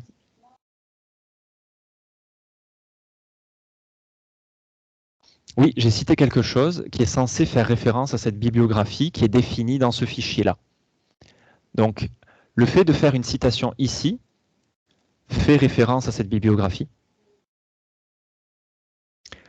Non, non, non. Le fait que la commande soit rouge, c'est la même chose qu'ici, par exemple. Ce sont des commandes de base qui vont servir et qui ne vont pas être affichés. Par exemple, la référence ici, il ne va pas y avoir écrit ref dans le document. Mais par exemple, section, vous allez avoir une nouvelle section qui va avoir ce nom-là qui va être affiché. Donc c'est la même chose pour citation, ici. Il va y avoir ce crochet-là, ce crochet de citation, avec normalement un numéro ou un texte qui correspond à cette citation. Mais là, il y a un problème et bien évidemment, c'est le jour de la démonstration qu'il y a un problème. Potentiellement, ou sinon ça veut dire que j'ai oublié quelque chose. C'est-à-dire que je vais recompiler ici le gabarit que je vous enverrai à la fin. Et s'il n'y a pas de problème, donc là c'est bien le gabarit de l'Université Laval, avec tout ça. Donc j'ai dû oublier quelque chose, s'il n'y a rien qui manque ici. Ok, ben, je vais vous montrer ici, puisque ça a l'air de fonctionner ici. Ici, par exemple, vous avez ce à quoi devrait ressembler la citation. Donc vous avez ici cette citation-là, qui a un lien vers la fin de mon document avec ma bibliographie et tout ce qui est formaté comme il faut. Donc j'ai dû faire une erreur au niveau de l'insertion, mais de toute manière, je vais vous partager cette chose-là, comme ça vous n'aurez pas... D'un document à un autre? Ok, d'accord. Donc, il y a une autre question ici, je vais la répéter. Vous pouvez, par exemple, dans votre document, qui va être probablement très long et il va avoir plusieurs chapitres sur le côté, vous posez la question, je veux trouver cette section-là sur la représentation et je veux être certain de ce qui est affiché. Vous pouvez cliquer sur ces flèches-là. Donc cette flèche-là en haut va vous dire, le curseur où vous êtes va me trouver la position dans mon document. Et à l'inverse, si vous changez de position et que vous voulez par exemple trouver la discussion ici, je veux trouver cette zone-là dans mon code, vous cliquez ici et ça va vous trouver le bon document avec la bonne section qui correspond. Donc ça, c'est une chose. Ok, donc le but n'est pas ici de débugger toute cette section-là. Je vais vous envoyer cette chose-là de façon à ce que vous puissiez le faire facilement. Et on va passer à la suite. Alors, je lis la question. OK. So yes, you can export also a PDF, and the PDF can be imported into LaTeX. OK. Donc apparemment, un lien a été partagé pour toutes les extensions qui ont été prises en charge par LaTeX. Donc pour la suite, je vais vous partager plusieurs choses. Je vais vous partager déjà ce qu'on appelle des cheat sheets, c'est-à-dire l'ensemble des commandes de base que vous pouvez utiliser en temps réel. Et je vais vous partager le document, c'est-à-dire le gabarit de l'Université Laval pour que vous puissiez jouer avec.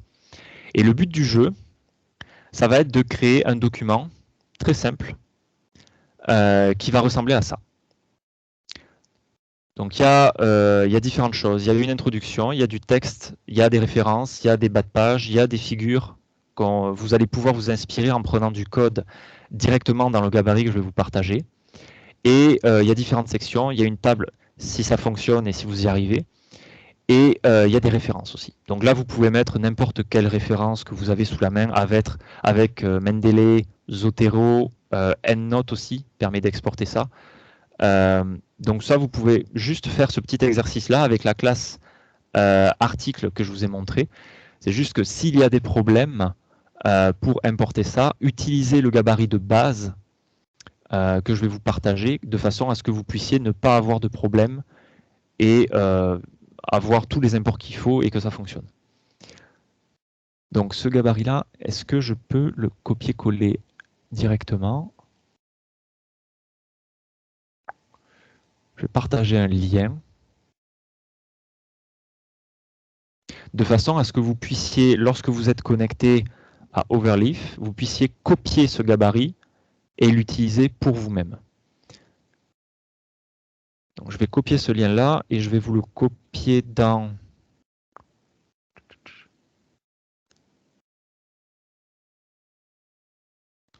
le chat. Oui, donc là je viens de partager le gabarit Et je vous demanderai de ne pas modifier ce gabarit, mais d'aller sur votre compte ici et de modifier ce gabarit-là et d'en faire une copie. Vous pouvez faire une copie directement à partir de là, avec cette option-là.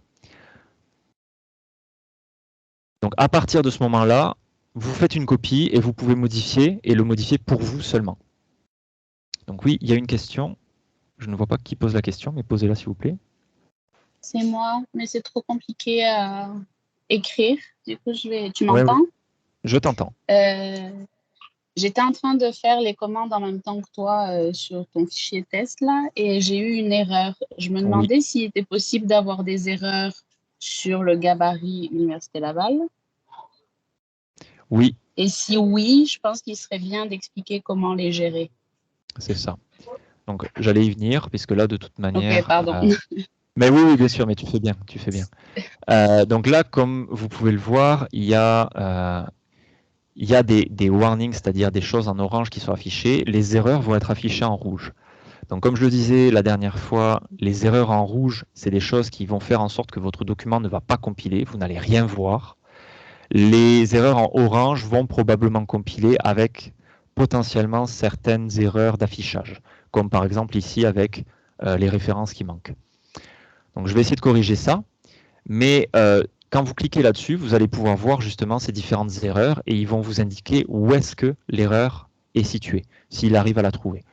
Donc si vous ne comprenez pas ces erreurs-là, ce qui peut arriver, la meilleure des choses, c'est tout simplement de prendre cette erreur-là et de la copier-coller dans un navigateur de recherche, dans un Google ou n'importe quoi d'autre. Et la plupart du temps, des gens vont vous expliquer dans des forums comment ça fonctionne et comment résoudre ces problèmes. Mais on va essayer de résoudre ces erreurs-là en temps réel. Donc, lorsque vous aurez accès au gabarit, encore une fois, ne modifiez pas le gabarit, faites-en une copie pour vous, comme ça vous l'aurez pour vous, et vous pourrez le modifier pour votre thèse, pour votre maîtrise, etc. Mais si vous avez des erreurs, et ça peut arriver, parce que la classe de l'Université Laval n'est pas sans faille, et vous allez pouvoir avoir des warnings qui sont affichés. Oui, je peux montrer comment faire la copie du gabarit. Alors, hop. Je vais remontrer ça de suite.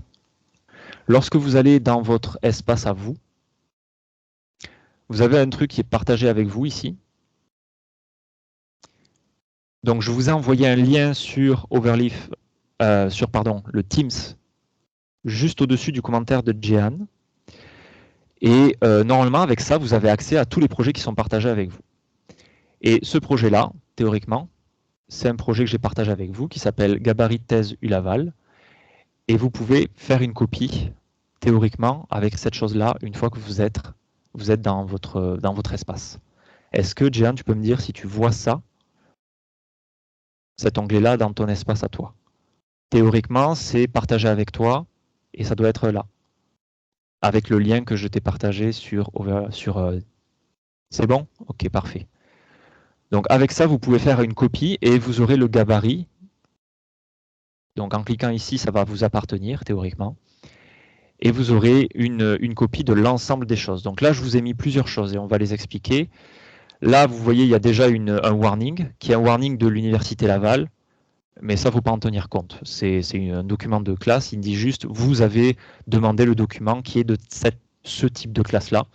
Donc cette erreur-là n'est pas vraiment une erreur, c'est juste pour vous mettre au courant qu'on a changé la classe de base pour la classe de l'Université Laval. S'il y en a d'autres, eh bien, en fait, vous allez avoir une liste d'erreurs et de warnings qui vont être apparues ici. Et le but, c'est justement d'enlever le plus possible avant d'envoyer votre document à l'Université Laval. Donc, à ce niveau-là, comment est structuré le document pour que vous le compreniez? Il va y avoir plein de points tech. Il va y en avoir un qui s'appelle main, qui va être votre document principal. Et c'est lui qui va contenir tous les imports. Comme vous pouvez le voir, la classe du document, c'est PhD, English, French, Not a Bib, Old Fun Comment. Et après, ça, c'est la classe de l'Université Laval. Donc tout ça, ça définit toutes les règles que l'Université Laval veut. Après, vous allez avoir un nombre d'imports. Donc ça, c'est les imports pour tout un tas de fonctionnalités qui sont dans le document. Vous allez avoir ça pour graphique pour les figures. Vous allez avoir les tables. Vous allez avoir les box pour avoir des choses qui s'ajustent en fonction du texte que vous mettez. Vous allez avoir les numprint pour tout ce qui est numéro, etc., etc. Donc tout ça, vous l'avez déjà. C'est déjà prévu. Et normalement, vous n'avez pas à le toucher. C'est-à-dire que je l'ai classé dans le bon ordre de façon à ce que tout s'importe bien et que ça compile de base lorsque vous compilez ce projet-là. Donc déjà, pour ceux qui ont fait une copie et qui ont fait une copie de ce gabarit-là et qui l'ont compilé pour eux, j'aimerais juste savoir s'il y en a pour qui ça marche. Et tout est bon. Levez la main. Voilà. Est-ce que ça, c'est bon? C'est-à-dire que le projet doit juste compiler avec la base. Ok, ça a l'air bon. Parfait, parfait. Donc à partir de là, vous avez ce main-là, donc il y a tous les imports. Vous avez tout un tas de commandes, peu importe ce que ça vous dit, mais vous allez pouvoir aussi modifier, par exemple, le titre de votre thèse. Donc ici, là, je regarde, ça va m'amener au titre de ma thèse ici, que vous allez pouvoir modifier directement et ça va le changer dans le gabarit. Mettre votre nom, l'année, le directeur de recherche ou d'autres directions ici. Tout ça, c'est des choses qui sont prévues dans le document du gabarit que vous pouvez trouver sur le site de la FESP. Donc il y a une documentation sur le site de la FESP pour toutes les commandes que met à disposition ce gabarit-là. Et donc vous allez pouvoir personnaliser votre document en fonction de ce que veut la FESP. Donc si vous avez des cotutelles, par exemple, vous allez avoir d'autres commandes pour spécifier la cotutelle ici. D'accord? Donc tout ça va être présent. Dès que le document commence, vous allez avoir le begin document comme on a vu dans notre article. Vous allez avoir des commandes qu'on n'a pas vues pour l'instant qui sont include. Et include va tout simplement appeler les différentes sections des autres points tech qu'on a ici et les inclure à ce niveau-là. Donc ici, par exemple, le résumé en français va être après la page de titre. D'accord? Et ce résumé fait correspondre ce document LaTeX là. Donc tout ça, en fait, ce que vous voyez juste après ici, après le titre, j'ai mon résumé, qui est en fait mon document résumé ici, qui apparaît après la page de titre. Et ce document ici, comme vous pouvez le voir, j'ai spécifié que c'était en français, mais je n'aurais pas eu besoin, juste pour être certain, avec toutes les sections qui doivent être présentes dans la table des matières, etc. Donc tout ça, vous n'avez pas besoin de le faire, c'est pris en compte. Et vous avez juste à intégrer votre résumé de votre thèse ou de votre maîtrise à ce niveau-là, et ce sera changé, par exemple, dans notre document complet. Si ici, je rajoute un nouveau paragraphe et que je compile, mon document ici va comprendre mon nouveau paragraphe et va être juste après mon document, ma page de titre. Alors, Raoula, tu as bien dit que l'université exige le document LaTeX. On ne peut pas compiler chaque chapitre séparément et puis fusionner les PDF à la fin. Alors oui, vous pouvez le faire en PDF et il y a des outils pour combiner les PDF. Alors tout dépend. L'université ne met pas, par exemple, de limite sur le nombre de chapitres que vous pouvez avoir. Donc vous pouvez avoir des chapitres avec des annexes, des chapitres sans annexes. Donc là, vous regarderez au niveau du main ce à quoi ça fait correspondre. Vous pouvez évidemment faire votre PDF à part, c'est-à-dire faire plusieurs documents LaTeX qui vont compiler plusieurs PDF et les combiner ensuite après, mais vous allez au final casser les liens qu'il pourrait y avoir à travers les documents, ou vous allez casser les référencements des figures, des bibliographies, de tout ce qu'il pourrait y avoir dans votre document. Le fait d'utiliser le gabarit que je vous propose, c'est de pouvoir tout avoir en un, c'est-à-dire d'avoir des références qui fonctionnent dans tout votre document. Si vous allez, par exemple, dans la table des matières, tout ça est déjà inclus, il y a les liens qui fonctionnent. Si je clique sur chapitre 1, je clique là, mon chapitre 1 va fonctionner, va m'amener au chapitre 1. Les références aussi bibliographiques vont m'amener sur les bonnes références en bas du document. Donc il peut y avoir potentiellement beaucoup de références dans les différents chapitres et chaque chapitre va peut-être référer plusieurs fois à une seule bibliographie, à un seul papier par exemple. Eh bien vous allez pouvoir citer plusieurs fois cette chose-là et ça va référer seulement à la fin, à la bonne bibliographie, à la bonne publication. Est-ce que ce template est aussi pour la maîtrise? Alors oui, mais Et c'est là où, là, moi, je le fais pour la thèse, mais vous allez devoir vous renseigner. Ici, c'est pour la classe PhD. Donc, regardez la définition ailleurs, potentiellement, qu'il y a des différences. Là, je vois que la déclaration, ce qui est écrit au niveau des commentaires de ce qu'avait fait l'Université Laval et que j'ai laissé, il y a plusieurs classes de ce type-là. Donc, il y a LLD, DMUS, DFIS, DTHP, etc. Donc, je suppose que ça peut correspondre à un de ces points-là, mais dans la documentation qui est en ligne du gabarit, il y a potentiellement une classe qui va vous intéresser plus qu'une autre. Donc là, ce que je vous montre, c'est vraiment pour la thèse. Est-il possible de diminuer l'espace qu'il y a entre le titre résumé et le haut de la page? Alors, le titre résumé et le haut de la page, je suppose que c'est cet espace-là, et malheureusement, non, puisque ça fait partie du gabarit de l'université. Donc, je vous conseillerais de ne pas le modifier, même si ça fait plus de pages, c'est l'indentation que veut l'Université Laval. Si ce n'est pas cet espace-là dont tu parles, Thomas, eh bien, tu peux le modifier, mais ça va être dans des modifications ailleurs. Par contre, je vous conseille de ne pas modifier les marges des documents.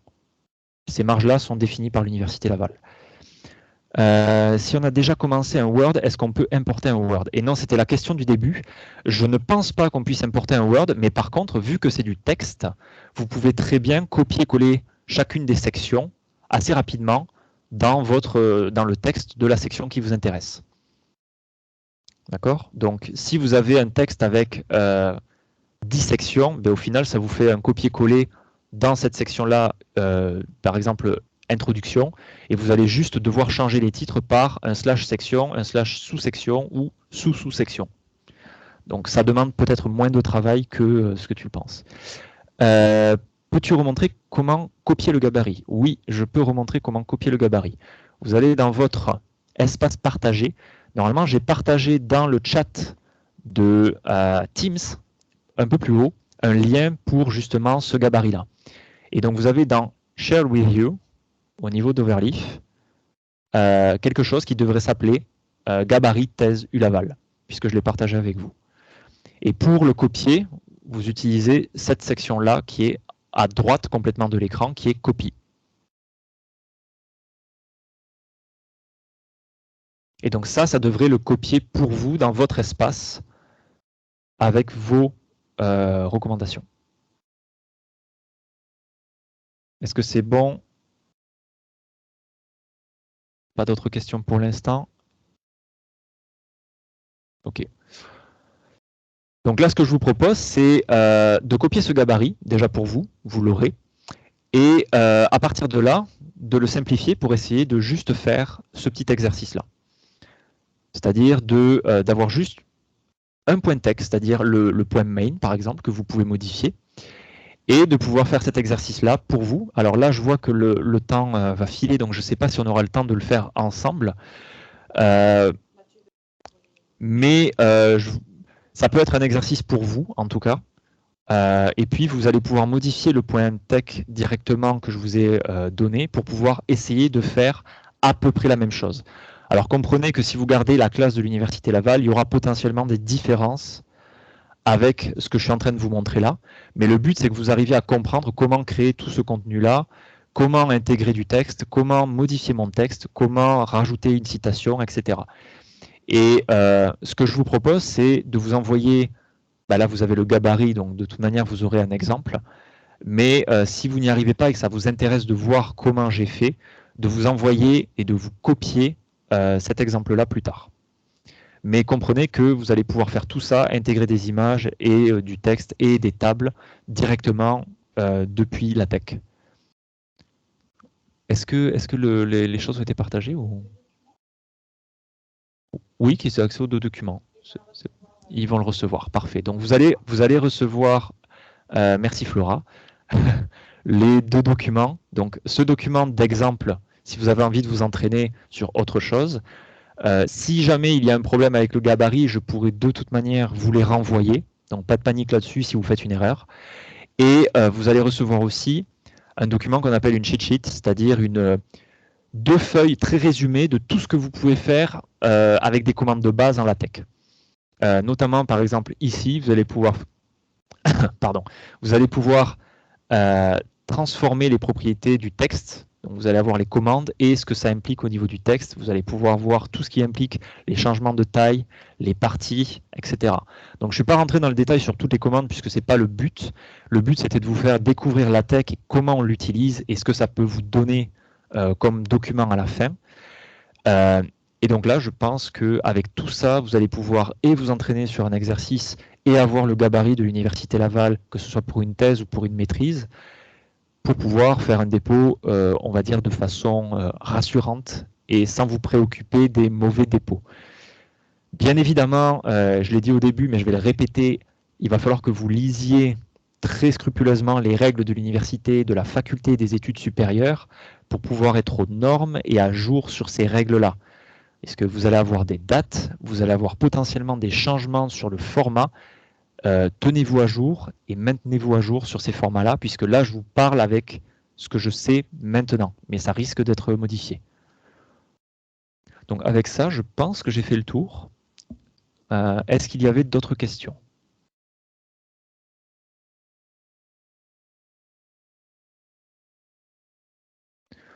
Voilà, les deux liens vont être envoyés, mais référez-vous aussi à la documentation qui est sur Overleaf.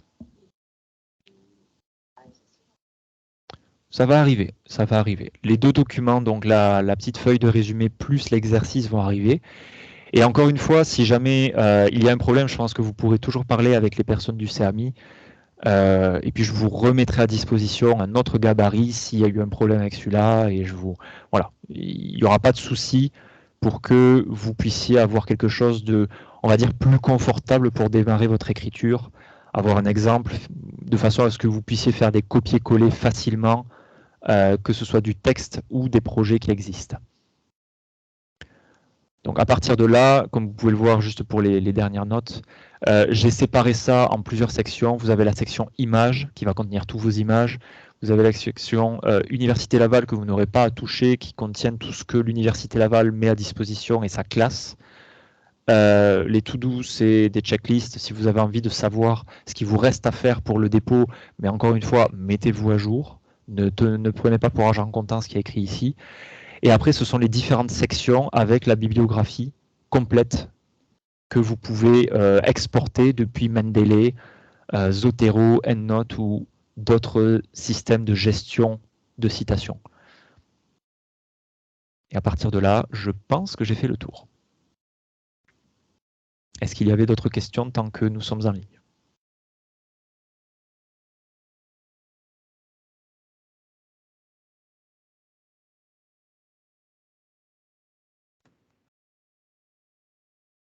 Alors, il y a une main levée. Oui, c'est moi. Oui. En fait, j'ai encore une question pour les images. Oui. Parce que j'ai des images qu'ils ont dans PNG, JPEG, les formats, c'est pas important, pas du tout. Et j'ai essayé, par exemple, de faire une upload dans LaTeX. Et je suis capable de voir l'image, mais je sais pas comment insérer dans les Word. Oui. Oui, alors attends, 2 petites secondes, je vais repartager mon écran puisque là où j'étais, ça s'est éteint. Vive le CHUL. Je vais repartager ça rapidement. Est-ce que tu peux réappuyer sur non, celui-là, ouais. Parfait. 2 petites secondes, ça va se réallumer, je suppose. Bon, on va faire autrement. Je vais le partager ici. Non, ça ne veut pas se réallumer. Donc, 2 petites secondes. Je vais repartager ça ici. Normalement, Flora va envoyer un mail à tout le monde. Ok. Donc là, normalement, vous devriez voir ce que je vois. Est-ce que c'est le cas? Vous avez... Ça revient. Ok, très bien.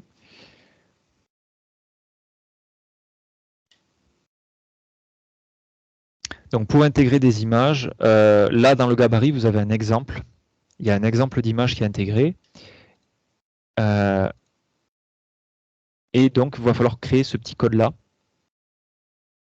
pour dire j'inclus l'image avec l'image qui est stockée ici, dans mon dossier image par exemple. Donc elle est dans Images chapitre 2, test. Ça, c'est le lien vers l'image. Vous allez pouvoir ajouter une légende, mettre un label sur cette image pour pouvoir la référer plus tard. Mais voilà, pour l'intégrer, il faut faire ce petit code-là. Donc vous pouvez copier-coller ce code-là. Il fonctionne très bien. Et si vous, par exemple, vous avez une image qui est beaucoup trop grosse pour être montée, vous pouvez changer ici la taille de l'image en mettant, là ici, je l'ai défini à 95% de la taille du texte, donc pour convenir. Ah, il y en a qui ne voient pas l'écran. Oui. D'accord, donc la séparation, c'est pas ça. Je repartage. Est-ce que là, vous voyez? Oui. Ok, c'est parfait. Donc là, comme je disais, il y a ce code-là. J'essaie de grossir un peu. On va fermer ça. Voilà. Donc ce petit code-là, c'est inclus dans le gabarit. Regardez le gabarit, il y a plein d'exemples au fur et à mesure là sur comment intégrer des tables, comment intégrer des images. Pour l'image, là, il y en a une ici. Et comme je disais, c'est ce petit code-là. Donc il y a un begin, il y a un début, une fin de la figure. Elle est centrée, elle est à telle position dans mon système de fichiers. Donc quand j'ouvre mon système de fichiers, elle est dans Images, chapitre 2, Test. Donc c'est bien cette image-là. Et ici, comme je disais juste avant, j'ai mis une option pour dire je veux que cette image soit 95% de la taille du texte. Donc là, vous pouvez le modifier, par exemple, pour dire je veux que ce soit 55% si l'image est vraiment trop grosse avec trop de détails. Et donc, en recompilant ça, je vais avoir une image qui est plus petite, qui fait 55%, c'est-à-dire à peu près la moitié de la taille du texte, c'est-à-dire de l'espace réservé au texte.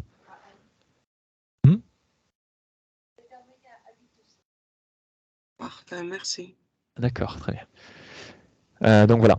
Est-ce que ça répond à ta question? Oui, oui, tout à fait. J'ai aucune idée si je vais être capable de le faire, mais j'ai compris à peu près. Super, Alors, ça. parfait. Est-ce qu'il y a d'autres questions tant qu'on était là? Alors apparemment, les documents vont arriver, c'est ça? D'accord, très bien. Et les documents vont arriver. Mais s'il n'y a pas d'autres questions, eh bien, je vais juste arrêter le partage déjà.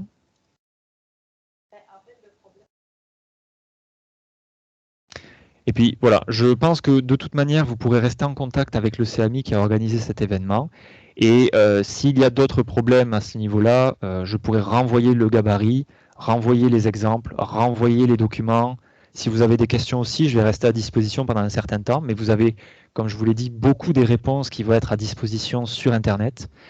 Si vous posez les erreurs que vous avez sur Internet, vous allez avoir une communauté qui a 40 ans d'expérience, donc vous allez pouvoir avoir des réponses sans souci. Et sur ce, je vais laisser la parole peut-être. Est-ce que tu veux un mot de fin? Ok, on va laisser un mot de fin.